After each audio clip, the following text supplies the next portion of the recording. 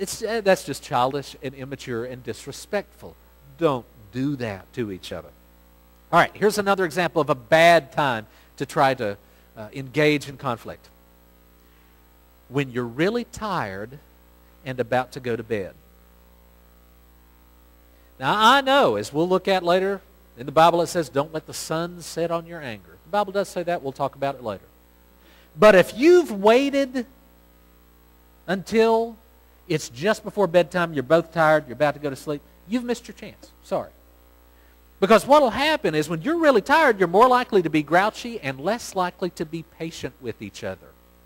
Or am I the only one who is like that? Because I know when I'm tired and it's just before we go to bed, and I've apologized to Felicity about this, I lose all patience. I'm just, okay, let's just quit beating around the bush. Let's just cut to the chase. Let's boil it all down. Here's what it comes down to. Fine, we're done. Now we can go to bed. In case you don't realize it, that's not a good way to handle conflict. So that's not a good time either. You know, waiting until just before you go to bed. Not the best plan. Guys, I know, as busy as most all of us are, finding a good time to engage in conflict can be incredibly difficult, but it's worth the effort to do so. It'll change the whole feel of the conversation if you choose a good time. I had a friend of mine years ago, he told me that his mother once shared something with him that his father could be a little difficult to deal with in conflict. And that one of the problems was that his dad had low blood sugar, hypoglycemia. And so if he got hungry or his blood sugar level went down, I mean, he would just get really grouchy. I used to have problems with, hypoglycemia myself years ago, and I know what that feels like. And what she discovered is if she would just give him a meal, give him a chance to eat dinner first, after that he would agree to just about anything. This was a woman who learned to choose her time. And it paid off. Choose the right time. Second thing is this. Start the conversation in a good way. What a novel concept. It's not rocket science, is it? Start a conversation in a good way. Proverbs 15:1 says this. A gentle answer will calm a person's anger, but an unkind answer will cause more anger. Now, I know that this verse is talking about the way we respond to people, but I think that the principle also applies to the way we begin a conversation. For example, well-known psychologist and marriage expert Dr. John Gottman writes about what he calls softening the startup as you begin the conversation. In his book, The 7 Principles for Making Marriage Work, which is a really good book, by the way, The 7 Principles for Making Marriage Work. In that book, Dr. Gottman writes this. Softening the startup is crucial to resolving conflicts because my research finds discussions invariably end on the same note they begin. That's why 96% of the time I can predict the fate of a conflict discussion in the first 3 minutes. Isn't that amazing?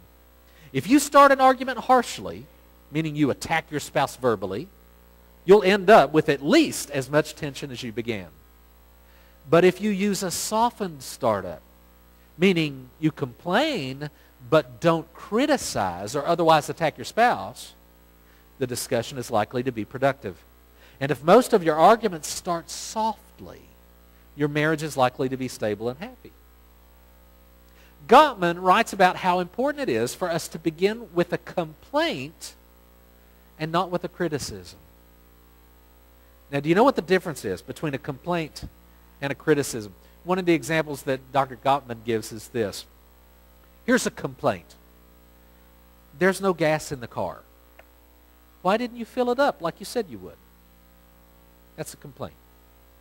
Here's a criticism.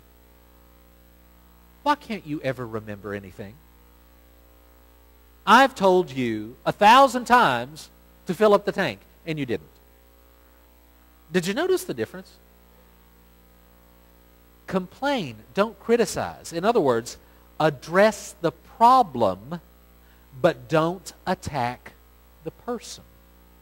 Address the problem, don't attack the person. There's no gas in the car. That's a problem. Why didn't you fill it up like you said you would? You're just asking a question. You're not attacking their character. You're not questioning their integrity.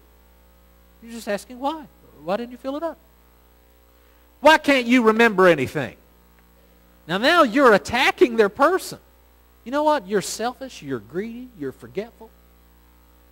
I told you 1,000 times to fill up the tank. Oh, come on. Did you really? See, there's a difference between complaint and criticism. Part of it involves this. Use I statements instead of you statements. Use I statements instead of you statements. For example, here's an I statement. Honey, I feel frustrated because I feel like I'm doing most of the work around here. It's an I statement. Here's a you statement. What I want to know is, why are you so selfish? Do you enjoy being lazy? You statements. I statements. It's about what I think. It's about, well, here's how I'm feeling.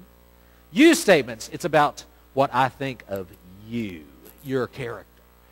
It's not a good way. Start a conversation like that, as Gottman says, probably not going to go anywhere good. So we've got to start the conversation in a good way. Next on the list, be eager to listen and understand. You notice I didn't just write listen and understand.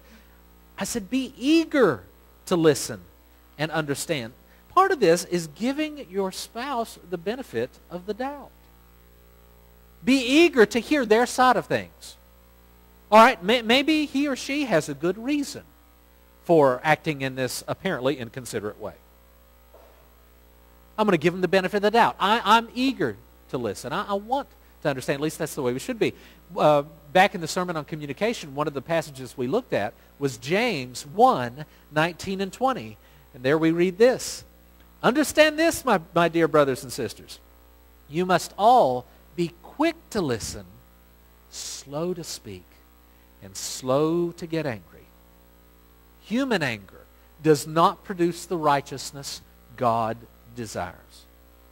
Quick to listen, slow to speak, slow to become angry.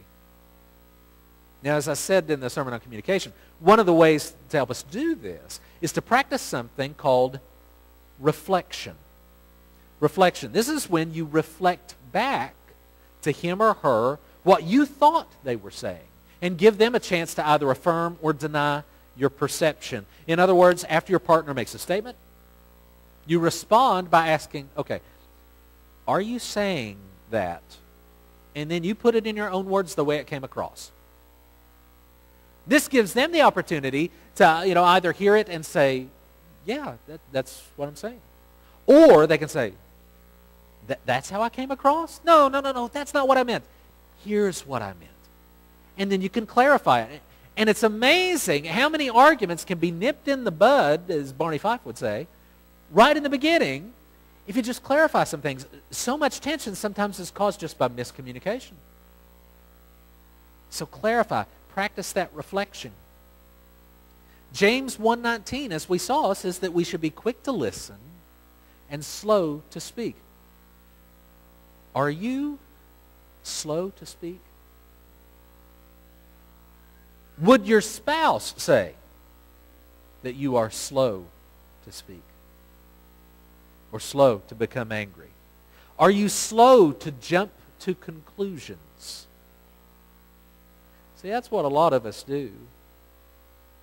We'll finish what they're saying in our minds before they've even finished talking. And we're already working on our response when they haven't even said what's on their heart.